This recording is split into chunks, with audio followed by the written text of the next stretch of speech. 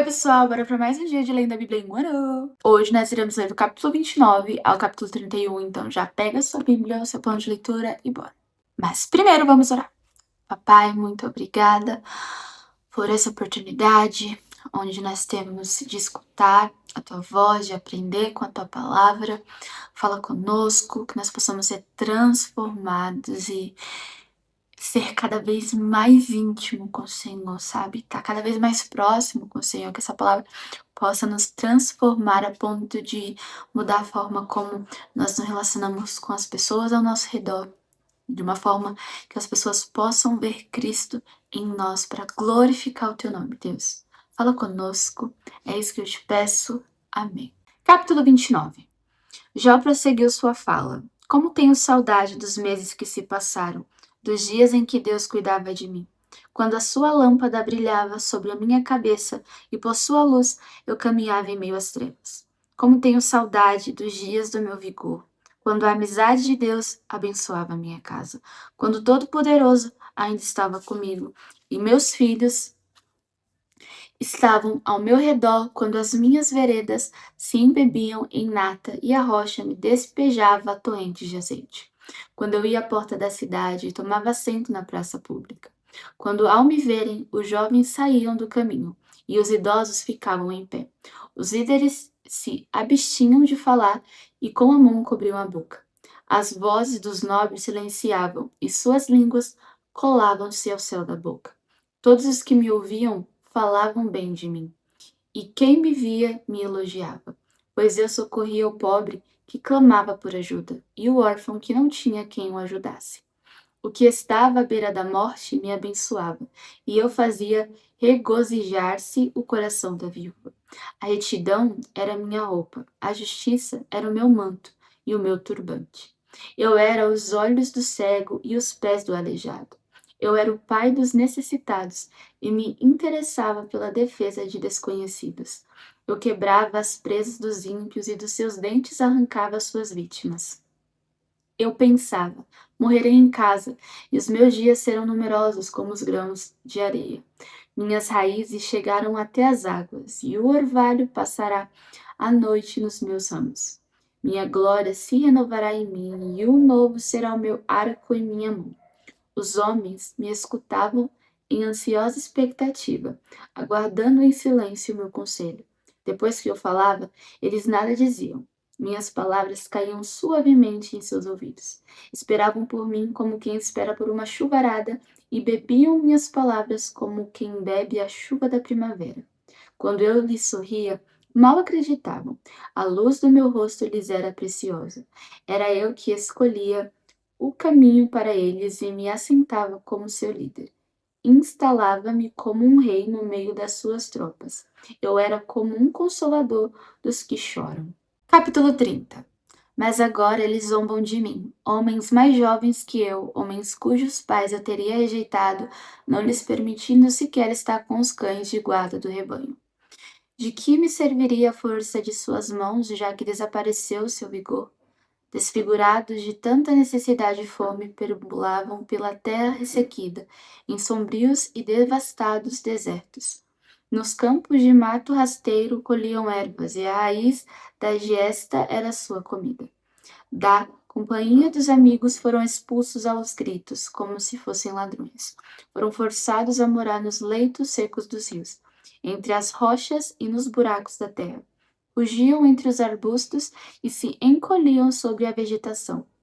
Prole desprezível e sem nome, foram expulsos da terra. E agora, os filhos deles zombam de mim com suas canções. Tornei-me um provérbio entre eles. Eles me detestam e se mantêm à distância. Não hesitam em cuspir em meu rosto. Agora que Deus afrouxou a corda do meu arco e me afligiu, eles ficam sem freios na minha presença. À direita, os embrutecidos me atacam. Preparam armadilhas para os meus pés e constroem rampas de cerco contra mim. Destroem o meu caminho. Conseguem destruir-me sem a ajuda de ninguém. Avançam como através de uma grande brecha. Arrojam-se entre as ruínas. Pavores apoderam-se de mim. A minha dignidade é levada como pelo vento. A minha segurança se desfez como nuvem. E agora esvai-se a minha vida. Estou preso a dias de sofrimento. A noite penetra os meus ossos. Minhas dores me corroem sem cessar. Em seu grande poder, Deus é como a minha roupa, e ele me envolve como a gola da minha veste. Lança-me na lama e sou reduzido a pó e cinza. Clamo a ti, ó Deus, mas não me respondes. Fico em pé, mas apenas olhas para mim. Contra mim te voltas com dureza, me atacas com a força de tua mão. Tu me apanhas e me levas contra o vento, e me jogas de um lado a outro na tempestade. Sei que me farás descer até a morte, ao lugar destinado a todos os viventes. A verdade é que ninguém dá mão ao homem arruinado, quando este, em sua aflição, grita por socorro. Não é certo que chorei por causa dos que passavam dificuldade e que a minha alma se entristeceu por causa dos pobres? Mesmo assim, quando eu esperava o bem, veio o mal. Quando eu procurava a luz, vieram trevas.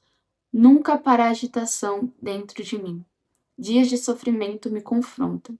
Perambulo escurecido, mas não pelo sol.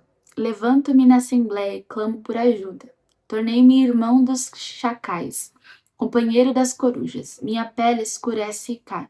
Meu corpo queima de febre. Minha harpa está afinada para cantos fúnebres e minha flauta para o som de pranto. Capítulo 31. Fiz acordo com os meus olhos de não olhar com cobiça para as moças, pois qual é a porção que o homem recebe de Deus lá de cima? Qual a sua herança do Todo-Poderoso que habita nas alturas? Não é ruína para os ímpios, desgraça para os que fazem o mal? Não vê ele os meus caminhos e não considera cada um de meus passos? Se me conduzi com falsidade ou se meus pés se apressaram a enganar, Deus me pese em balança justa e saberá que não tenho culpa. Se meus passos desviaram-se do caminho, se o meu coração foi conduzido por meus olhos, ou se minhas mãos foram contaminadas, que outros comam o que semeei e que as minhas plantações sejam arrancadas pelas raízes. Se o meu coração foi seduzido por mulher, ou se fiquei à espreita junto à porta do meu próximo, que a minha que a minha esposa moa cereal de outro homem, e que outros durmam com ela, pois fazê-lo seria vergonhoso, crime merecedor de julgamento. Isso é um fogo que consome até a destruição. Teria extirpado a minha colheita. Se neguei justiça aos meus servos e servas, quando reclamaram contra mim, que farei quando Deus me confrontar? Que responderei quando chamado a prestar contas? Aquele que me fez no ventre materno não os fez também? Não foi ele que nos formou, a mim e a eles, no interior de nossas mães?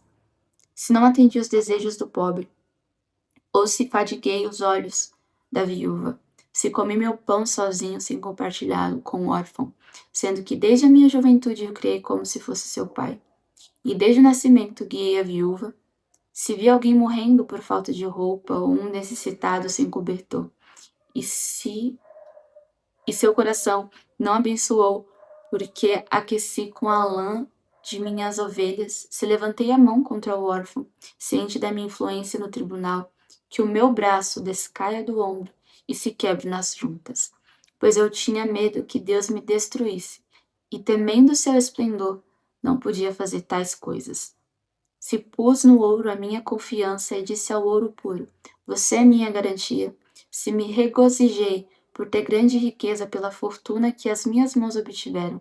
Se contemplei o sol em seu fulgor e a lua a mover-se esplêndida, e em segredo o meu coração foi seduzido e a minha mão lhes ofereceu beijos de veneração, esses também seriam pecados merecedores de condenação, pois eu teria sido infiel a Deus, que está nas alturas.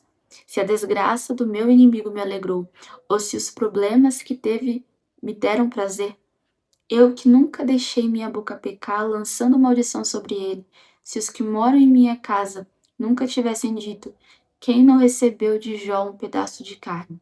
Sendo que nenhum estrangeiro teve que passar a noite na rua, pois a minha porta sempre esteve aberta para o viajante. Se escondi o meu pecado como os outros fazem, acobertando no coração a minha culpa, com tanto medo da multidão e do desprezo dos familiares que me calei e não saí de casa. Ah, se alguém me ouvisse, agora sim na minha defesa, Que o Todo-Poderoso me responda, que o meu acusador faça a denúncia por escrito.